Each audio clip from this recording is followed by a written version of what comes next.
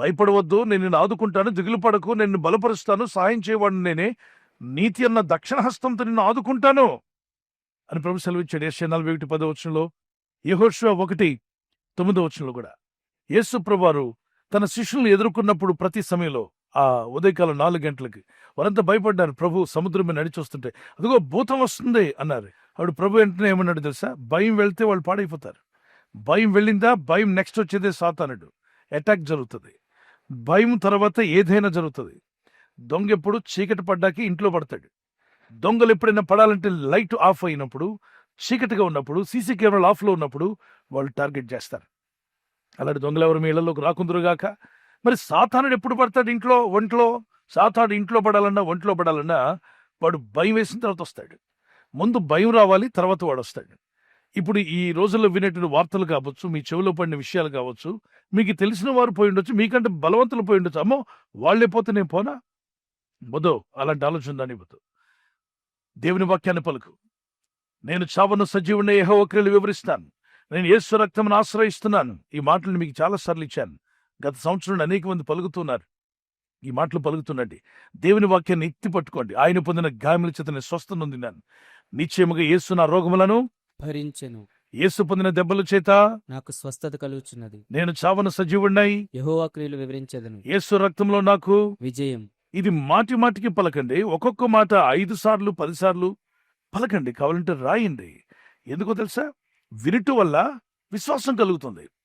విశ్వాసం స్టెప్ ఇంట్లోకి వేయగానే అవిశ్వాసం అనేది బయటికి పారిపోద్ది. జ్ఞానం గలవాడు బలంగా ఉంటాడు, శక్తిమంతులుగా ఉంటారని బైబిల్లో చెప్తుంది. భయం రాకూడదు అన్నవారు చేయతండి. నాలోకి భయం రాకూడదు అన్నవారు. అది భయం పోవాలి అంటే ఏం రావాలి లోపలికి? అర్థమయ్యే భాషలో చెప్తాను. చీకటి పోవాలంటే ఏం రావాలి?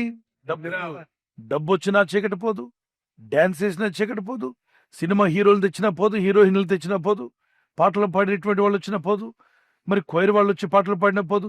చీకటి పోవాలంటే వెలుగు రావాలి. వెలుగు ఒక్కటే చీకటిని పటాపంచలు చేస్తుంది. వెలుగు వస్తుండగానే చీకటి సదురుకొని పరుగోపరు. చీకటి రావే అంటే రమ్మన్న రాదు. అంటే చీకటిని భయం అనుకోండి, వెలుగును ధైర్యం అనుకోండి, విశ్వాసం. అంటే ఈ చీకటిలో సాతాను పనిచేస్తున్నప్పుడు విశ్వాసంలో దేవుడు పనిచేస్తాడు. దేవుడు విశ్వాసంలో కర్తయు దాన్ని కొనసాగించేవాడైనాడు. ఆయన కర్త, విశ్వాసానికి కర్త.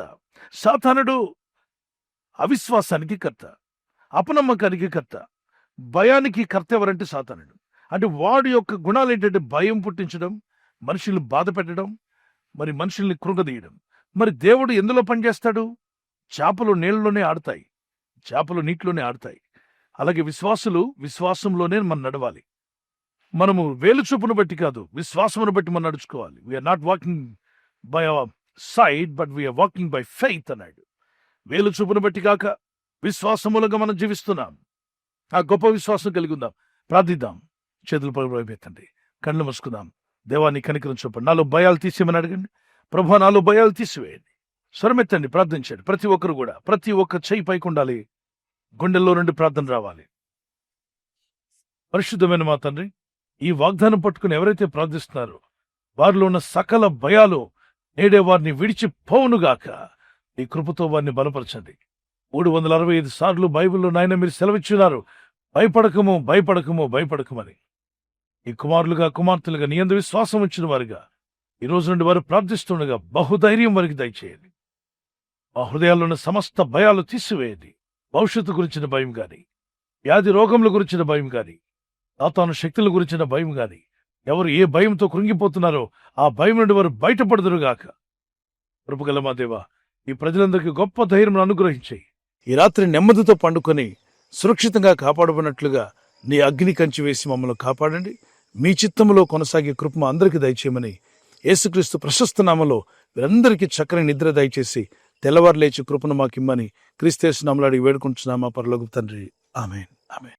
ఈ వాగ్దానాన్ని మీతోనే ఉంచుకోకుండా లైక్ చేయండి, షేర్ చేయండి. అనేకులు ఈ యొక్క ఛానల్ సబ్స్క్రైబ్ చేసుకోమని తెలియపరచండి. సబ్స్క్రైబ్ చేయని వారు కూడా సబ్స్క్రైబ్ చేయండి. Good night. God bless you.